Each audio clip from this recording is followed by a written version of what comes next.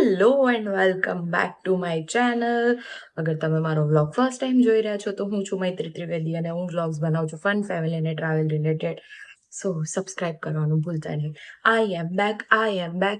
બહુ ટાઈમ પછી હું આજે વ્લોગ બનાવવા જઈ રહી છું, બહુ જ ટાઈમ પછી, કેમ કે મને ટાઈમ નથી મળતો. આ વ્લોગ બહુ જ સ્પેશિયલ છે કેમ કે એપ્રિલ મારો બર્થડે મંથ છે. પહેલાં તો બીજું, મારી બર્થ ડેટ છે 13th એપ્રિલ, એટલે અને આજે તારીખ છે 10 એપ્રિલ, બરાબર, 3 days ટુ ગો.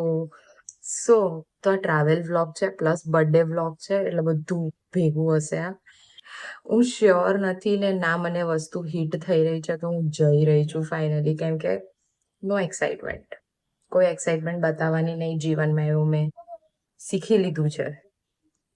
કેમ કે પછી છેલ્લા બધું છે ને પાણીમાં બેસી જાય છે. એટલે તો બી હું અત્યારે પેકિંગ કરી રહી છું, એટલે મેં વિચાર્યું કે હું મારું બેગ પેક કરું છું તો હું વિડીયો બનાવવા આવે છે. તો 5 વર્ષથી હું જવા ઈચ્છી રહી છું, બટ ફાઇનલી હું જઈશ. અને ખુશી મને એ વાતની છે કે હું મારા બર્થડેના દિવસે ત્યાં હોઈશ. એનાથી વધારે સારી બર્થડે ગિફ્ટ મારા માટે કંઈ જ નથી, ડેફિનેટલી કંઈ જ નથી. Good morning guys. સવારના વાગશે ઓલમોસ્ટ 6 અને હું તમને બહારનું વેધર બતાવું. એક મિનિટ. ચંદામામાં જુઓ, નીચે પાવાગઢ જુઓ, એકદમ સન્નાટો છે ખાલી. તો હું આજનું પ્લાન કહી દઉં. સવારે 6 વાગે છે, અમારે 7 વાગે ઘરેથી નીકળવાનું છે. તો અમે ઓલમોસ્ટ 11 સાડા 11 જેવું પહોંચીશું. બેગ પેક છે, બધું રેડી છે, બસ નહીને ગાડીમાં બેસવાનું છે અને ગાડી ચલાવવાની છે. તો નહીં ધોઈને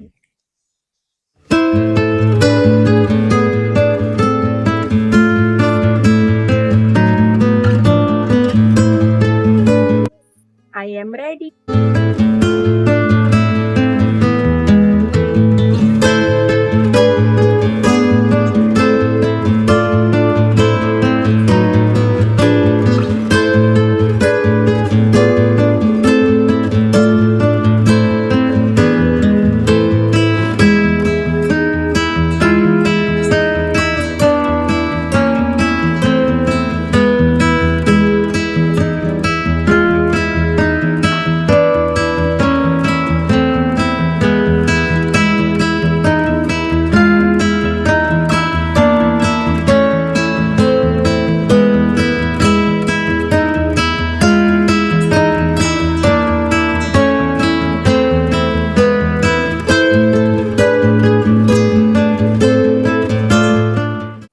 ગાડીમાં બધો સામાન મૂકી દીધો છે, હું પણ રેડી છું, મમ્મી પણ રેડી છે, ને હવે પપ્પા રેડી થાય એટલે અમે નીકળીશું. અને ફોઈ લોકો પણ આવે છે, તો એ આવે એટલે હું મળું. આજકાલ મને ટેરેસ ગાર્ડન પર જવાની ટાઈમ નથી મળતો. હવે હું જઈશ ને તો બતાવીશ. મોગરા બહુ જ થાય છે, એટલે નેચરલ ફ્રેશનર. એક સાઈડ ટાયરમાં બહુ હવા ઓછી લાગતી હતી તો પહેલા ચેક કરાય, ત્યાં સુધી મેં તેની ગાડી સાફ કરતો હતો. પછી અમે આવી ગયા છે પેરામાઉન્ટ હોટલ પર, ઓફકોર્સ નાસ્તો કરવા. મેન્યુ જોઈ શકો છો તમે. અને અમે મંગાવ્યા છે ગોટા અને પાપડી. પ્લીઝ, હું જે જગ્યાએ જઉં છું ને એની પહેલા પેરામાઉન્ટ હોટલ પર ફાફડા ખાજો પ્લીઝ. અમે પહોંચ્યા ત્યારે ફાફડા પતી ગયા હતા, એટલે અમે પાપડી ને ગોટા ખાધા, પણ એના ફાફડા અલગ લેવલ હોય છે. અને આ લોકો ચટણી સર્વ નથી કરતા, આપણે આપણી જાતે સર્વ કરવાની. એક તો હું લેફ્ટ હેન્ડથી આ કાઢી રહી છું, મને એવી બીક લાગે છે કે હમણાં ઢોળાય ના બધું.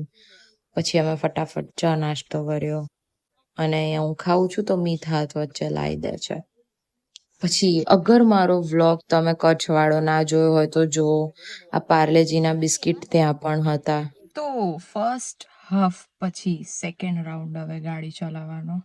અત્યાર સુધી તો 100 કિલોમીટર બી નથી પૂરા થયા યાર.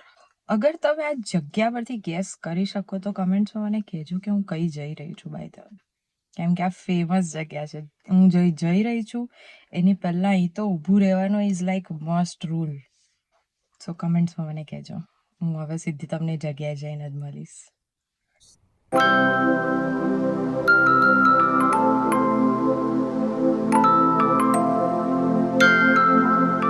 બેસાડું માસી તમને વાત કરો છો માં?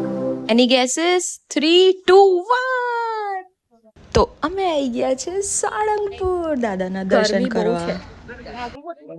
દર્શન બંધ થવા આવ્યા છે એટલે ફટાફટ અમે ભાગી રહ્યા છે દર્શન કરવા માટે. તો બહાર તો અત્યારે પબ્લિક ઓછી દેખાય છે. આ બધું હું તમને શાંતિથી બતાવીશ કેમ કે હું 2 દિવસ સુધી નહીં જ છું. જો હમણાં દર્શન બંધ થઈ જશે ને તો 5 વાગ્યા સુધી નહીં ખુલે એટલે.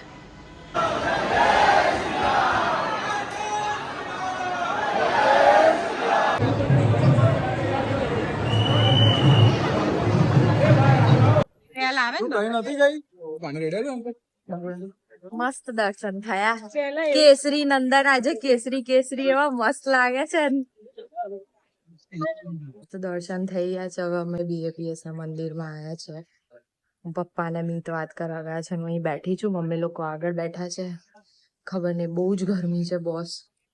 કાલનું એકદમ જ વેધર ચેન્જ થઈ ગયું છે. તમને સીધી રૂમમાં જઈને બટ મંદિરમાં જો કેટલું મસ્ત આ બોગનવેલનું ડેકોરેશન કર્યું છે. લાગે એવી કેટલું મસ્ત છે. અને અહીંયા મીત એવું કશું કહી રહ્યો છે. એકચ્યુઅલી અમે સામાન વામાન રૂમમાં મૂકીને પછી પહેલાં જમવા આવી ગયા હતા. પણ હવે તમે રૂમ ટૂર જુઓ. મીતે લોક ખોલી દીધું છે. હવે અહીંયા રિશ્તો કે ફેરે બદલતે હૈ એવી વાઈબ આવી રહી છે મને. નए નए સાંચે में ढलते हैं. તો અંદર એન્ટર થતાં જ તમે પહેલાં મિરર જોઈ શકો છો. વોશ બેસિન છે, પછી અહીંયા વોશરૂમ છે અને અહીંયા તમે વાંચી શકો છો આ શું લખ્યું છે એવું. Sorry for that. પછી અહીંયા એન્ટર થતાંમાં જ આખું 4 બેડ છે કેમ કે અમે 6 જણ હતા એટલે 4 બેડ અને એક એક્સ્ટ્રા શીટ આપી છે અંદર એવું કીધું છે અમને. પછી અનધર ફિટ ચેક માટે મિરર આપ્યું છે. એસી છે મસ્ત.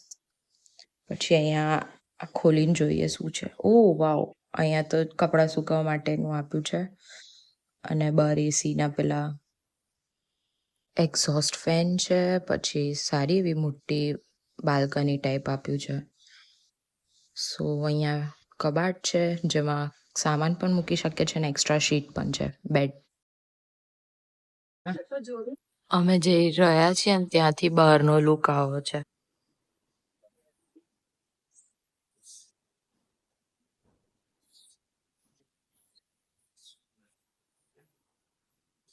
અને અહીંયા પાછળ બહુ બધા રોઝનું એ કર્યું છે ખેતર. જો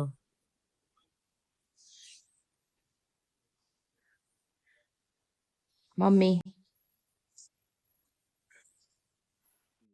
વાહ, અમે જેવા રૂમની બહાર નીકળ્યા ને અમારી રૂમની બહાર જ પીકોક બેઠા છે.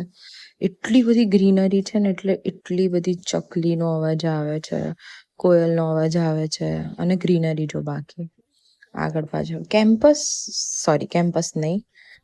જો કે આ કેમ્પસ જ છે અહીંયા જે બધા સ્વામિનારાયણ મંદિરમાં છોકરાઓ ભણતા હોય ને એમની સ્કૂલ ટાઈપ જેવું બનાવ્યું છે.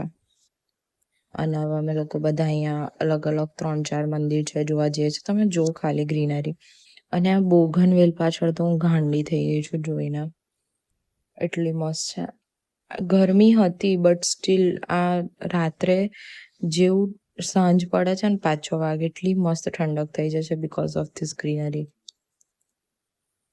તો આ પેલું મંદિર છે જેમાં અમે દર્શન કરવા જઈ રહ્યા છે.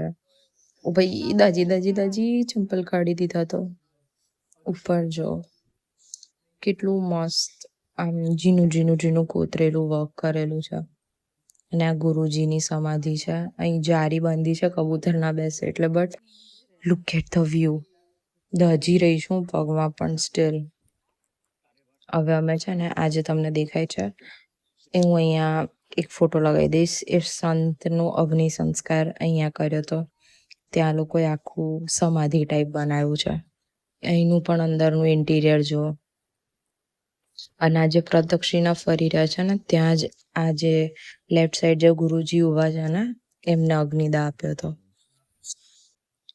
અહીંયા લખ્યું છે ચૂપ રહેવું અને શાંતિથી ઊભું રહેવું. આખી એમની લાઈફ સ્ટોરી બતાવી છે અહીંયા. અને હવે આ મેઇન મંદિર છે સ્વામિનારાયણ ભગવાનનું.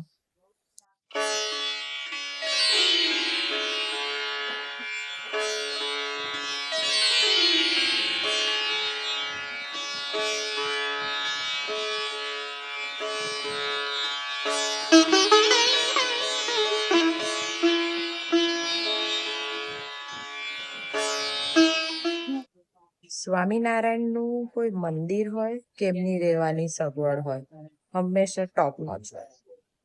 કોઈ આ એ નથી કરતી, બટ જે રિયાલિટી છે રિયાલિટી છે. હવે અમે પ્રેમવતીમાં ચા પીવા જઈ રહ્યા છે, બટ ચા બહુ ગંદી હતી, એટલે અમે હવે સાંજની આરતી કરવા મંદિર જઈ રહ્યા છે ફરી. અને એની પહેલા અહીંયા મમ્મી ને ફોઈ બધા માર્કેટ જુએ છે શું મળે છે એવું. રઘુનંદન રઘુનંદન